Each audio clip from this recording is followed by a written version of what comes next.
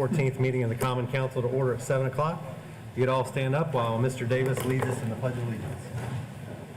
I pledge allegiance to the flag of the United States of America and to the republic for which it stands, one nation, under God, indivisible, with liberty and justice for all. Thank you. I appreciated the dancing with the stars down there. Ms. Lees, could you call the roll? Mr. Boyce? Present. Mr. Davis? Present. Mr. Elliott? Present. Mr. Johnson? Present. Mr. Schwartz? Present. Mr. Smith? Present. Mr. Thurston? Present. Ms. Wiles? Present. Mr. Peterson? Present. Mr. President, you have a quorum. Thank you. Could I have a motion to approve the minutes of our April 23rd meeting? So moved. Second. This is a motion to approve our minutes, and a second is a hand vote. All those in favor, raise your right hand. 9-0. Approval of our minutes from the April 30th joint meeting with Plan Commission. I would move approval. Second. There's a motion to approve our minutes from our joint Plan Commission meeting on April 30th. There's a motion and a second. All those in favor, raise your right hand. 9-0.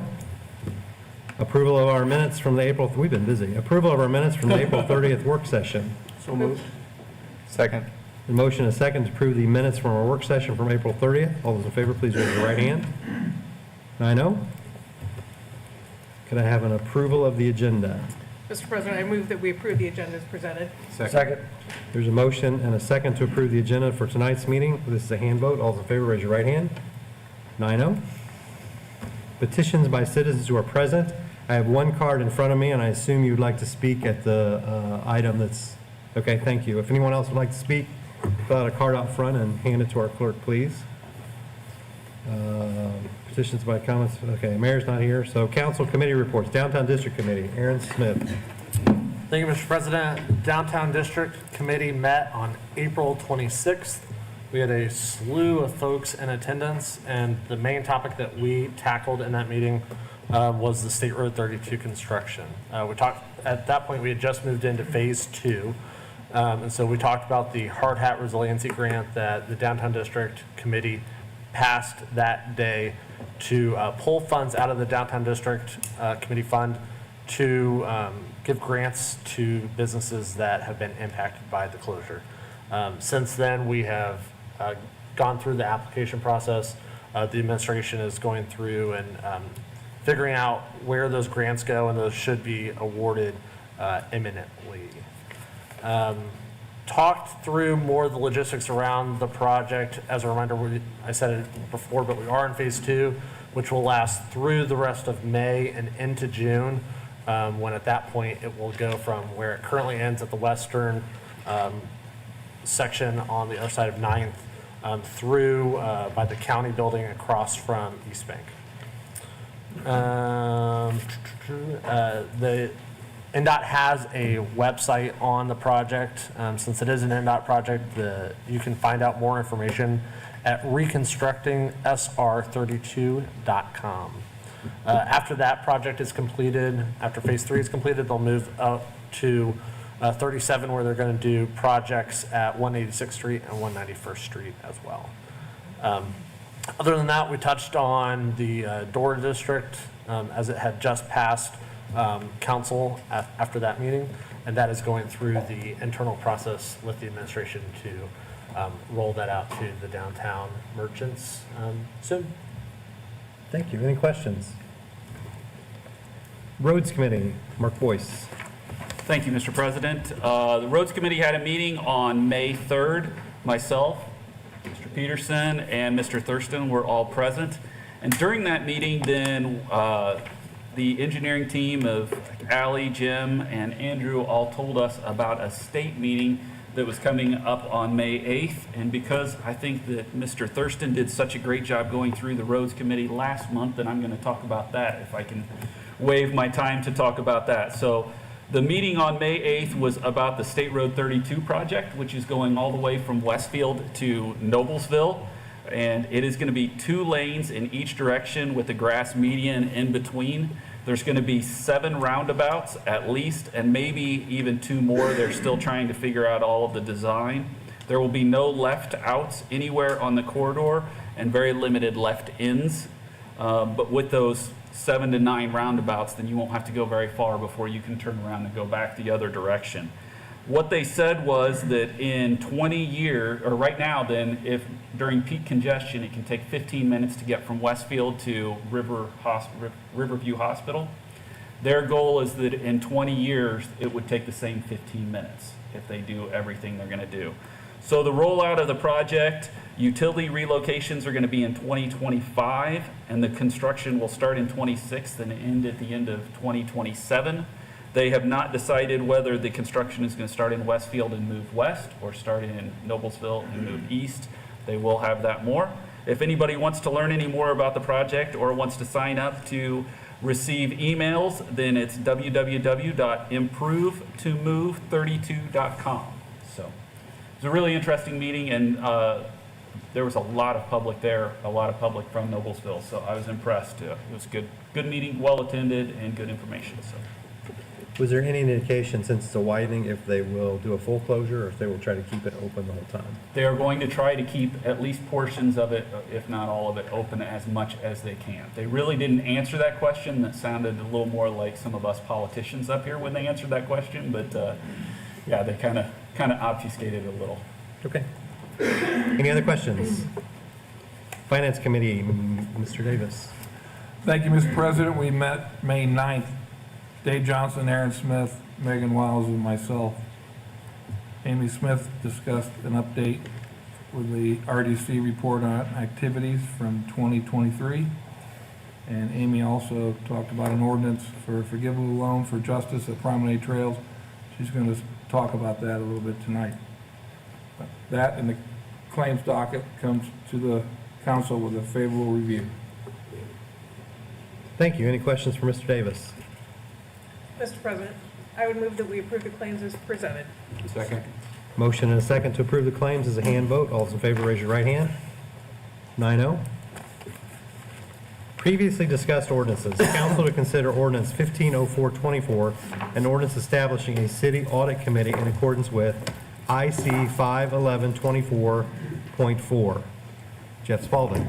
Mr. President, members of the council, Jeff Spalding, CFO and Controller, and this ordinance is on second reading, so it's been presented to this body as well as discussed a couple times with the Finance Committee members. And also, I would say that I've done the best that I can in the whereas clauses in the ordinance to describe the rationale of what we're doing here. But bottom line, basically, this is setting the stage so that the city is positioned in the future, if it deems necessary, to be able to opt out of the automatic audit process by the State Board of Accounts and select our own auditors if it's determined at some point in the future that is advantageous to the city in terms of maintaining our credit rating, that type of thing. Right now, we're pretty happy with our setup, but this is getting things in place so that we can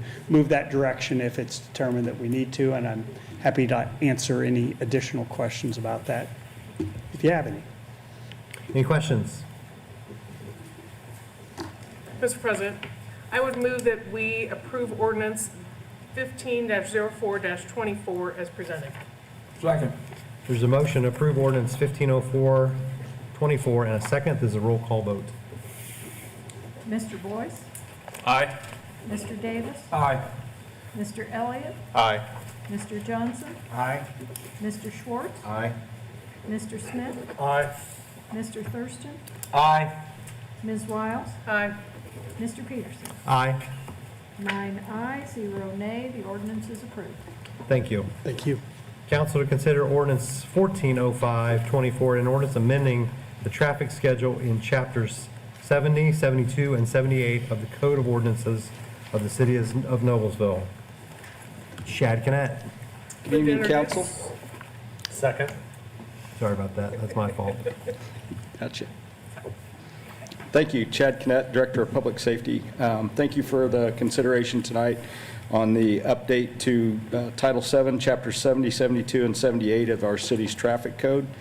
These updates and additions are for the efficiency and effectiveness in managing our parking enforcement and pedestrian vehicular safety in the city of Noblesville.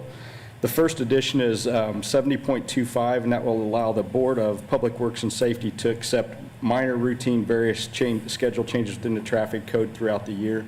These are minor changes such as limiting parking in one location and not another, and then allow for a year-end summary update by a council action without requiring a full council action on each one in real time to allow for us to more quickly, efficiently adapt to the changing patterns with all of the events, the traffic updates due to patterns for construction, the new additions that come into play and those kind of things, rather than going a month long without being able to enact those no parking zones or changes within the parking patterns.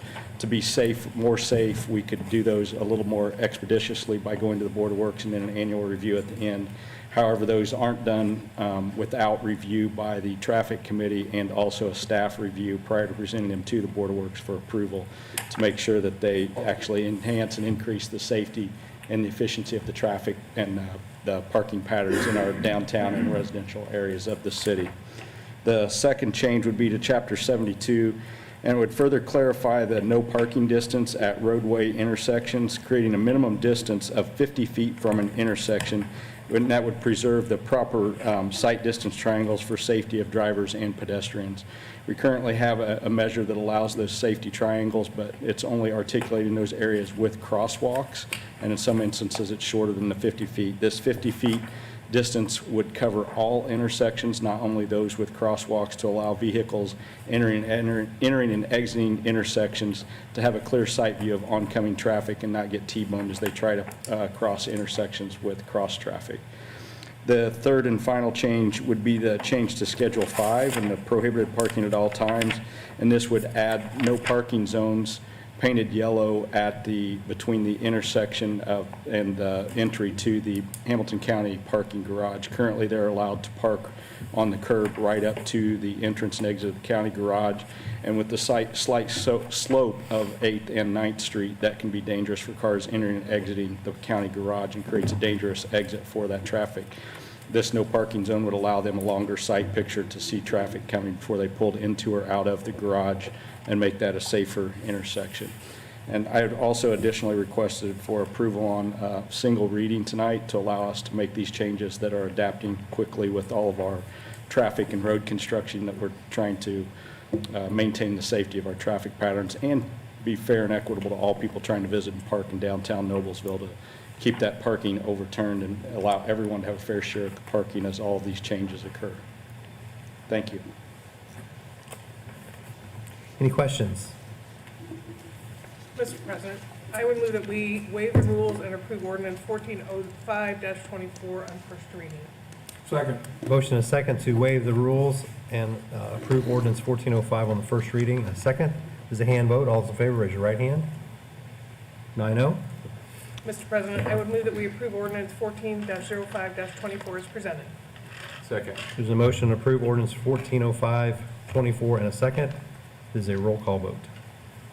Mr. Davis? Aye. Mr. Elliott? Aye. Mr. Johnson? Aye. Mr. Schwartz? Aye. Mr. Smith? Aye. Mr. Thurston? Aye. Ms. Wiles? Aye. Mr. Boyce? Aye. Mr. Peterson? Aye. 9 ayes, 0 nay, the ordinance is approved. Thank you. Thank you.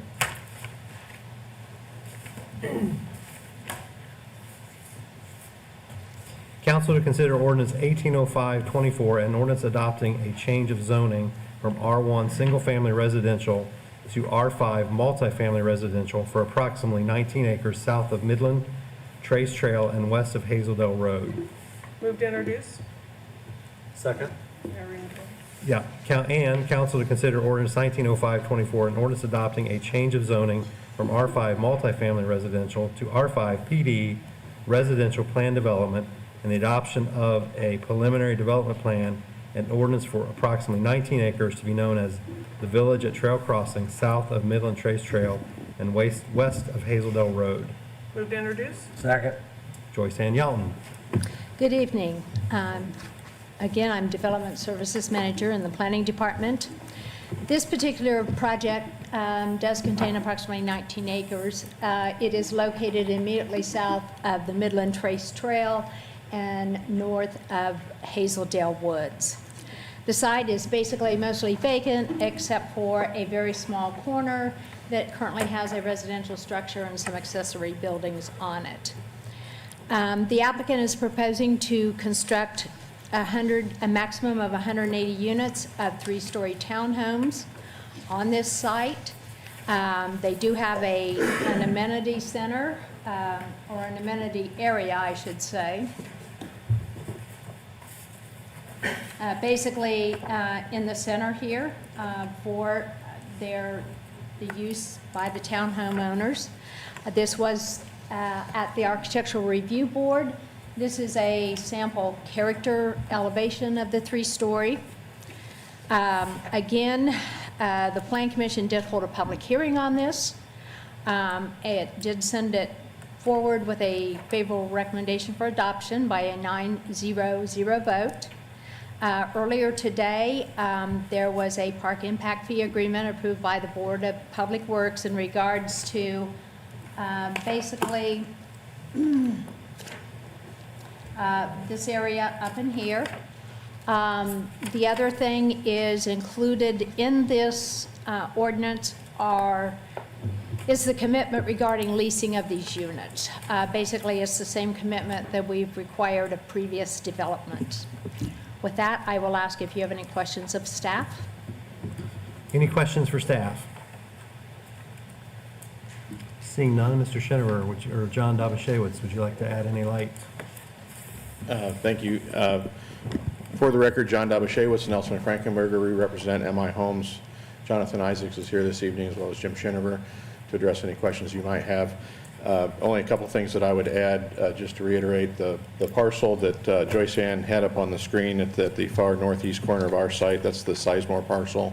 That is included in the proposal. We have an approved development agreement pending council approval of the rezoning this evening. As the council will recall, an introduction was made on March 12th in front of the council. After that, we had a neighborhood meeting on April 4th. About a dozen folks showed up from the adjoining surrounding areas. And then there was a public hearing on at the April Planning Commission meeting. There was nothing submitted in writing to the Planning Commission, and there were no public comments received at the meeting. And as Joyce Ann indicated, we received a 9-0 favor recommendation. We did make some modifications to the plan, though, between what the Plan Commission had seen in their packet and at the Plan Commission meeting. Some neighbors to the south at our neighborhood meeting had asked for some additional consideration regarding screening of headlights. So where those alley segments enter the back towards the south, we added additional landscaping, and that landscaping was identified and shown on the landscaping plans.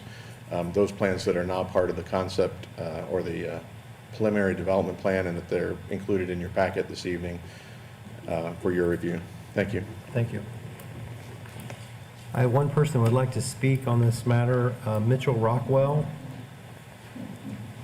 Just a reminder to introduce yourself and give us your address, and then you have 3 minutes to make your presentation. Thank you to the council. Mitchell Rockwell, 17097 Linda Way, Noblesville, 46062. I'm here this evening to express opposition to the proposed ordinance to change zoning from R1 to R5 PD. 2 years ago, the council rejected a proposal from Olthoff Homes, a proposal that would place 120 single-family townhomes on this site. As per that decision quoted from the council president, I'm not sure this is a gateway project. I consider the land along the Midland Trail to be like waterfront property, so we have to make sure the best projects are in that area, unquote.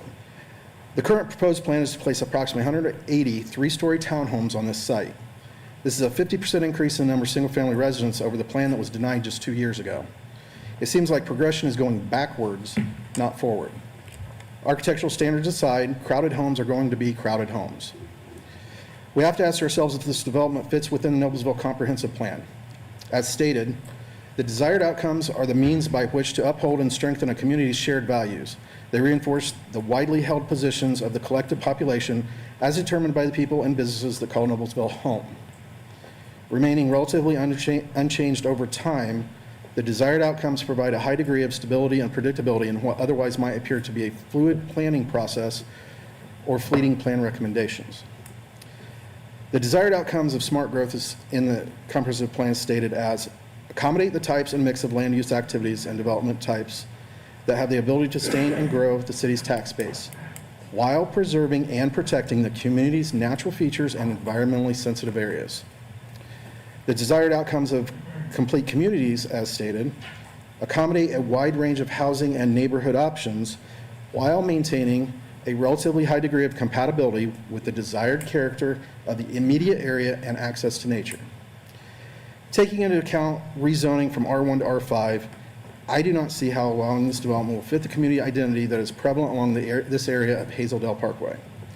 The majority of homes in this area are small and large detached homes with front and backyards. Zoning change to an R2 would make more community sense for this development site.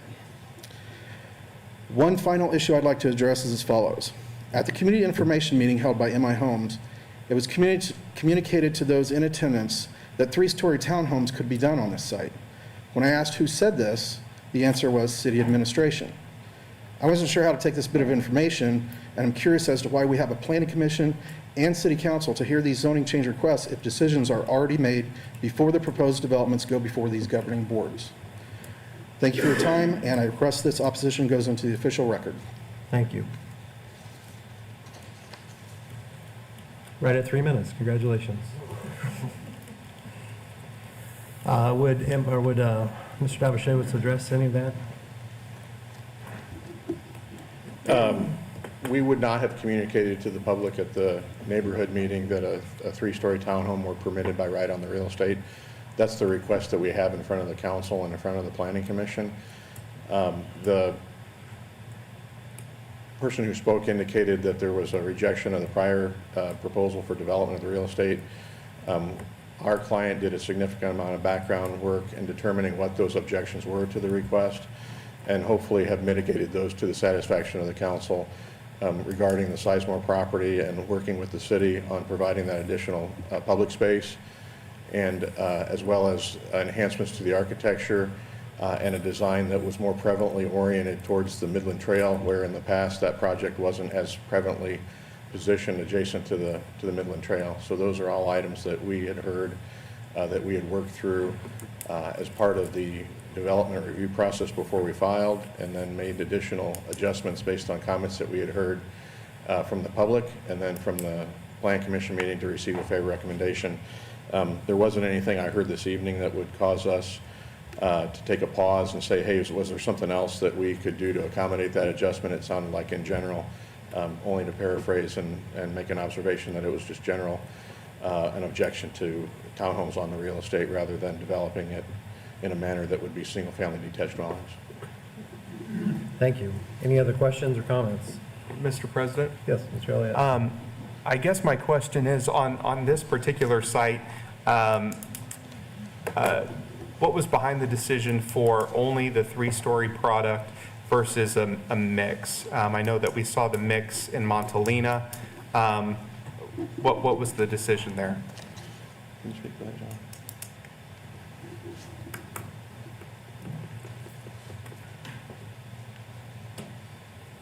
So when we took over this project, Doltoff had... Can you introduce yourself, please? I'm sorry. Jonathan Isaacs, MI Homes.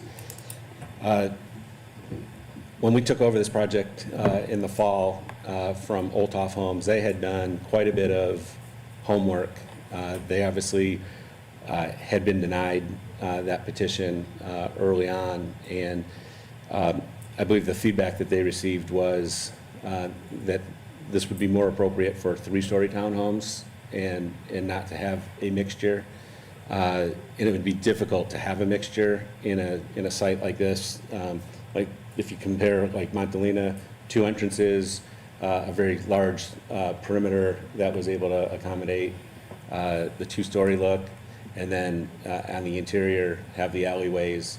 In this case, we're being told to have the townhomes, the three-story townhomes, to the outside of the development, facing the Midland Trail.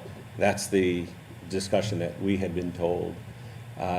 In the most recent plan that Olthoff had, that they ultimately pulled back in October, had 205 units, I believe, with a similar design as what we have, not as much open space that we ended up with in the center of the project. So just taking all the feedback, this is how we got to that. Sure. Do you have any immediate concerns about the 12.24 units per acre density? Are there any problems that you can foresee just from that level of density? And not particularly. I mean, when we look at a project of this type of density, having it be part of a corridor, a walkable corridor, obviously you have a lot of development that's going to occur or is occurring on the north side of the Midland Trace Trail. That is a little more urbanized. You have townhomes and apartments that address the trail as well in the three-story in that area. And again, we would look at it as an extension. That trail is really an extension of that walkability, and that's why we would be interested in putting the three-story townhomes here. Sure. As far as the three-story units are concerned, none of the outdoor decks or patios face the green space or the trail. Am I correct in saying that? Correct. There is a second floor deck that comes off of the rear of the unit, which is on the alley side of the unit, and it's not very large. It's like 6 feet by about the width of the unit, almost the width of the unit, and that again is over the alleyway. The townhomes really live. People that live in these townhomes, they're going to want to live in that public space that we've provided, for them. Those decks are for sitting, just a few people to be able to sit and relax there. But really, the idea is they come out the front door and they go and enjoy the common areas. The majority of the project either fronts that common area in the center of the project or fronts the perimeter is to the Midland Trace Trail. And just to clarify on this project, there is no one-year owner-occupant rule in place on this particular project. Is that correct? We have committed. Or there is? Yes. There is, okay. The same language that we did with Montalina. Got it. We have provided for this one too. Okay. Thank you. I just wanted to comment that I appreciate, if we look back at our housing study, the housing study indicated we needed the missing middle. This meets that. We get constantly, I personally am in favor of density. I think it's the only way to take advantage of the land that's disappearing in Noblesville, as well as start to have a discussion about affordability. And one of the ways to combat that or to work on that is with density. So I appreciate that you have done a very tastefully dense project as well as maintain the living space. And I think that this meets our housing study, and I think it's a good product. Does anybody else want to add any comments? Yeah, I have a comment. My son is in kindergarten and is learning how to solve a Rubik's Cube, and this is a Rubik's Cube. Like this whole project was, you have parking, the size of the lot, the trail, the utilities, the other property acquisition involved in it. It's like almost impossible to solve, and obviously there have been proposals in front of the council that we have not passed because it didn't fit the bar. I echoed the thoughts that the first iteration of the one that was proposed a few years ago did not meet the bar. I think that this one it does, and I appreciate all that you guys have done to satisfy the concerns that we have stated from behind the dais, because it is an important piece of property. The one piece that I think that we haven't touched on yet is parking, and you guys have done that too. Like that's another side to the Rubik's Cube that makes this site even more difficult to solve. And so I really appreciate all that you guys have done to try and satisfy us to get to this point. I appreciate you've taken on an aesthetically troubling neighbor and solved that problem too. which we did not see in the last proposal. Other comments? Just wanted to reiterate that in our new process, although we waived the rules on just the project before this, that was the first time we had seen it. We've seen this project several weeks ago. We can vote on this tonight. So with that, Mr. President, I would move that we approve ordinance number 1805-24 as presented, as well as ordinance 19-05-24 as presented. Second. There's a motion to approve ordinance 1805-24 and 1905-24 in a second. This is a roll call vote. Mr. Elliott? I appreciate all your efforts. I do like the green space in this project, but I just wanted to say that unfortunately tonight I have to vote nay. Mr. Johnson? Aye. Mr. Schwartz? Aye. Mr. Smith? Aye. Mr. Thurston? Aye. Ms. Wiles? Aye. Mr. Boyce? Nay. Mr. Davis? Aye. 7 aye, 2 nay. The I didn't get the ordinance vote. is approved. Mr. Peterson? I didn't get the Oh, vote. sorry, Ms. Peterson. I'll abstain. No, I'd like to vote yes. Thank you. Sorry about that. I got mixed up. Thank you, everyone, for your time this evening. Thank you. Thank you. Thank you. Council to consider ordinance 2005-24, an ordinance approving a forgivable loan for Justice at Promenade Trails project. Move to introduce. Second. Amy Smith. Good evening. How are you guys tonight? John walked up, I thought Mr. Hughes was going to speak. I Sorry. thought so too. I wasn't sure what was going on there. This ordinance is approving a forgivable note for an amount not to exceed $370,000 with Justice Construction for project cost reimbursement to widen Mill Creek Road.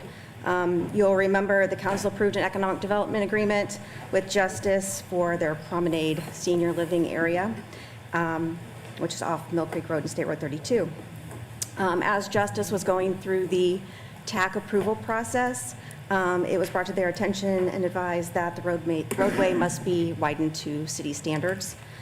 The roadway along Mill Creek is very narrow with a drop-off, so widening is critical at this point. Because the work was not contemplated in the development agreement, city administration met with Justice and agreed to cover the expenses of the road widening in the form of a forgivable loan. The loan will be forgiven once road improvements are completed and the city has approved and accepted the project to its standards. If the project is not completed by December 31st of 2025, the loan would not be forgiven. I will mention one change from the, it's in your packet, on the forgivable loan agreement on page 4. There was a change to the series 2024 note. It says that the maturity amount is $1 million. That would be the amount of the project cost of $352,000, around there.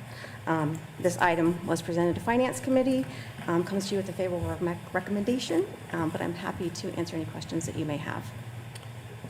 So just to clarify, this is a project that came up after the original development agreement. And Yes. I appreciate, again, that our partners at Justice can probably do this cheaper than we can at the city. Yes, this has been bid Yeah. by them. This was the amount that was bid. So, yes, I know Jim Hellman worked with them diligently to confirm that that was a reasonable amount. Thank you. Any other questions or comments? We'll see you in 2 weeks. Thank you.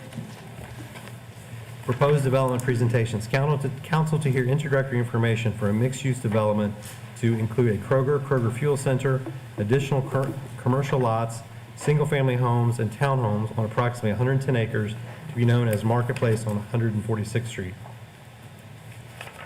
Attorney Matt Skelton. Look at Joyce Ann, she's not moving.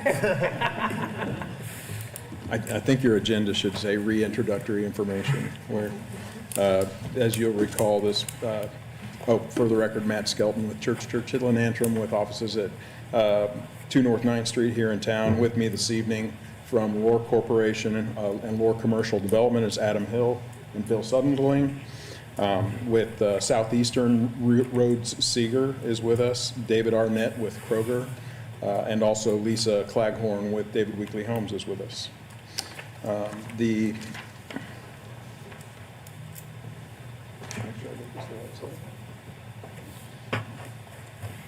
The site is located at 146th Street between Howe and Promise Road. We were last before you on March 12th for an introduction. Since then, the project team has worked very closely to redesign and expand this proposal. The concept plan.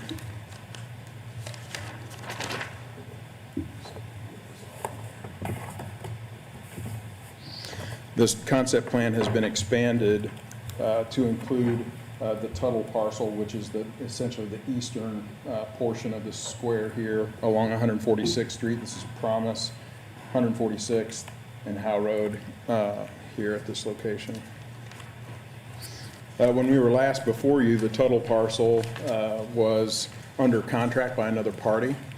The city had indicated early on that they had asked if it would be possible to incorporate that parcel into our proposal, and unfortunately at that time it was not available. After the previous council introduction, but before our plan commission meeting, the parcel did become available, and after consulting with the city and the city administration, we were able to get it under contract and incorporate it into this development.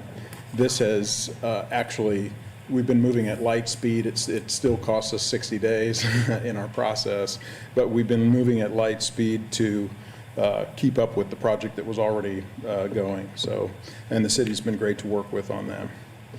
As we mentioned in our original council introduction, Kroger intends to develop one of its signature Kroger Marketplace stores. This is a larger footprint, wider span of offerings than in a normal Kroger facility.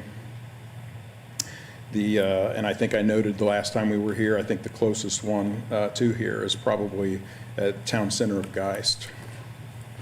The inline shops on the western portion here have remained unchanged. This concept plan illustrates some additional inlines at this location and has provided plenty of additional landing places for new businesses on the perimeter, continuing that same development theme reviewed with you at your introduction, your first introduction. In working with the city staff, we have developed an alternative preliminary development plans that would provide for alternative development scenarios for the internal portion of the Tuttle property, the eastern property. And I'll just flash back and forth here. We're really talking about this area right here interior to the site.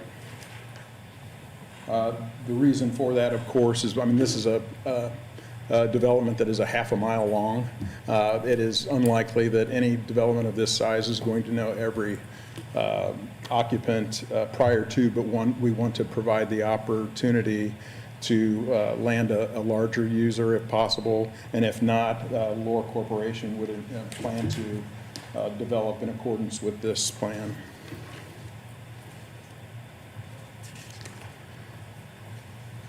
Another noteworthy change since our last meeting, and this has actually required quite a bit of redesign work. It's probably not reflected in this exhibit, but the road system here that you see that traverses the entire site has been changed to a public road cross-section. So this provides more reliable and controlled access to the various uses within the development.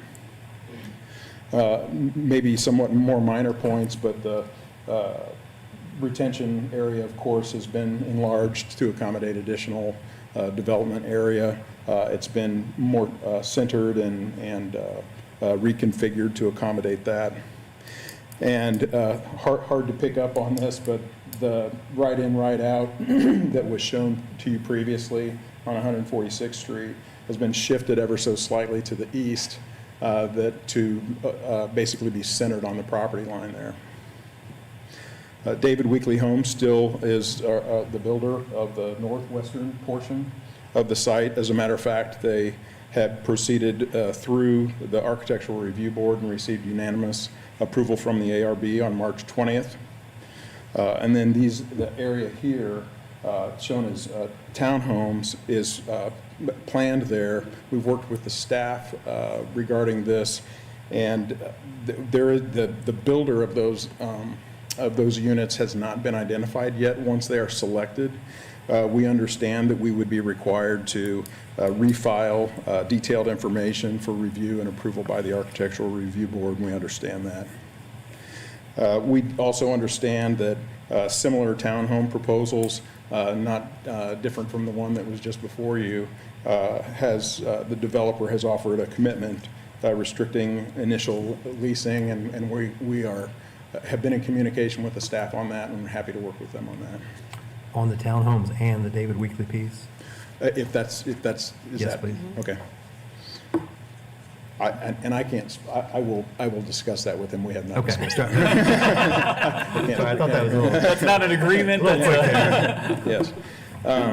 And then in closing, I'd just like to suggest that we had our first neighborhood meeting on 3/19. Thank you to Councilman Johnson for attending that. It was a pretty warm reception, actually, and we're going to have a round 2 neighbor meeting for the expanded project on May 30th at the same location, Promise Road Elementary School, from 6 to 7 p.m., and we'd certainly love for you to join. It'll be an open house format, so you can come and go as you please. We also look forward to working with you and the continued work with the city staff as we move through the planning process, and we thank you for your consideration and would be happy to respond to questions if you have any. I have a couple comments. The Kroger, I don't know why it's not facing, or why it's not oriented 146th Street. It'd give you better presence and signage on the major road, so I guess that's your decision. I would just comment that elevation needs to present as a front elevation, not a side elevation on 146th Street. And then I noticed we have 2 plans here. The issue for me is I've fallen in love with the Village Center plan. And so before you go to Plan Commission, I would appreciate it if you pick one of these 2. And now that I've seen the Village Center, I'm hesitant to think about a second big box. I understand. So kind of ruined that for me, but I'm happy to. I'm also uncomfortable with designing a site plan in a public meeting because you get input on both sides. I'd rather you pick one than the other, but that's just me. We understand. I mean, that could create some complications for us, but we're happy to continue that conversation. Or when you get to Plan Commission, I guess just pick one, and then if you end up with a big box, come back and I guess start over on that piece with the redevelopment. But noted. Thank you. I do appreciate too the outlots, at least how they're oriented here. The buildings are pulled up on the street with the parking behind them. I really like that. We thought that would provide some additional separation to the townhome area too. And just to be clear, we're not approving the townhome density or the townhome orientation tonight. Or we're not. This isn't. We're not. I guess I get this true. We're not approving anything. So And so the PD, the way it's drafted, incorporates some pretty exacting architectural standards, but there's a whole other layer that would come later. Yes. Thank you. Any other comments? Mr. President? Yes, Mr. Elliott. On the name change, which I actually like. I forgot I'm to sure mention. you'll be thrilled to hear that, everybody out there. Okay, I do like the name change. However, we now need a name for the David Weekley homes and the townhomes. I don't think it would be appropriate to have those fall under the same umbrella. So if we could have a name for those communities, I think that would be helpful. I know that Fishers now has Marketplace Flats or something like that, so we'll have to, or Marketplace Towns, so we'd have to avoid something like that. But I do want those two living areas to have their own identity. I think that's really important in this project. Just one item of note going through this proposal, 47% of the lots are under that 7,000 square feet, and about a third of the lots are affected by drainage and utility easements, which is a little bit out of the norm, and I know that we've had some drainage issues surrounding this area, so that may be why. And then about 13 of those homes face that main artery now in Howe Road.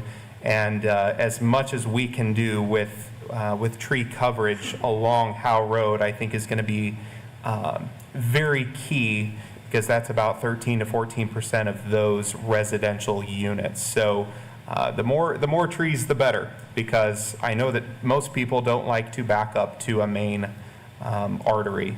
But otherwise, I absolutely love the marketplace concept. I love a brand new awesome Kroger being here, and just would like to see some tweaks around some of that housing.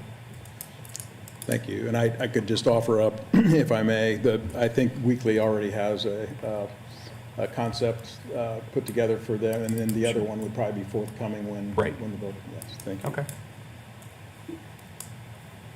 Any other questions or comments? Thank you. We will see you back soon, hopefully. Thank you very much. Have a good evening. Thank you, sir.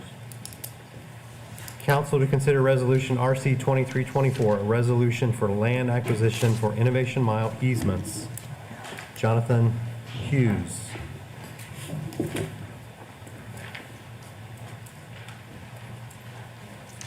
Good evening, Council. As I think you're all aware, we are presenting to you tonight a resolution for land acquisition. This land acquisition would be for easements related to utility infrastructure in the Innovation Mile District and connected to the event center project that we are constructing. It will also work as an incentive to develop the remainder of that corridor with the utility infrastructure that's needed. And so I would recommend that you approve this land acquisition resolution as presented. Happy to answer any questions. Any questions? Hearing none, Mr. President, I would move that we approve Resolution RC-23-24 as presented. Second. Motion to approve Resolution RC 2324 and a second is a hand vote. All those in favor, raise your right hand. 9-0. Thank you. Council to consider acceptance of Redevelopment Commission report of 2023 activities. Amy Smith. Good evening again. Quickly, I won't keep much of your time. Each year, the Redevelopment Commission has various annual financial reporting requirements, and one of those is the April 15th report that they report on prior year activities. This report is provided to the mayor, the council, finance committee, and the economic development council committee. There is a new requirement this year that the report be accepted by the fiscal body in a public meeting. I presented the details of the report to the finance committee, and they recommended the report for acceptance.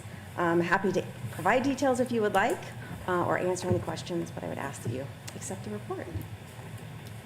Thank you for putting together this mountain of information.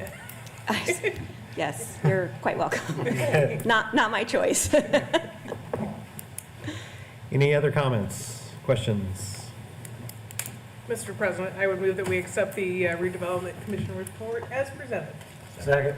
There's a motion to accept the Redevelopment Commission report in a second. There's a hand vote. All those in favor, raise your right hand. 9-0. Thank you very much. Thank you very much. Council comments. Mr. President, I would just like to remind everyone that the Peony Festival is this coming weekend, and we will have thousands of people in our downtown community, and we have had great partnership with the Peony Festival and the City of Noblesville to create some new space for all the attendees to be able to gather around our downtown area. But just keep in mind that we will have a lot of visitors to our community, and it's already challenging to get through town, so just take a deep breath and it'll all be fun. A little patience and grace. Right. There's been several nice little videos about how you can get around town. I've enjoyed those. Mr. President, just want to welcome our Parks Director, Savannah Solger. She starts next week, so excited for her. And also wanted to extend thoughts and prayers to the family of the 21-year-old man who passed away in the trench off of 146th. His name was Sean Young of Elwood, and want to extend our thoughts to him and his family. That was quite the scare for our community. So, thank you. Johnson. Mr. President, I had the pleasure last evening of attending the Noblesville Shining Stars Student Recognition Dinner presented by the Noblesville Youth Alliance. I know the city and council supports financially this organization, and our fellow council member, Mr. Thurston, did a great job emceeing the event. He's a board member with the program, but 10 students recognized that have received, recognized by the schools, by their individual schools, that have faced some extraordinary struggles and challenges in the past year, and it was nice to be able to see them receive that recognition, and heartwarming certainly that we support those sort of efforts. Thank you. Any other comments?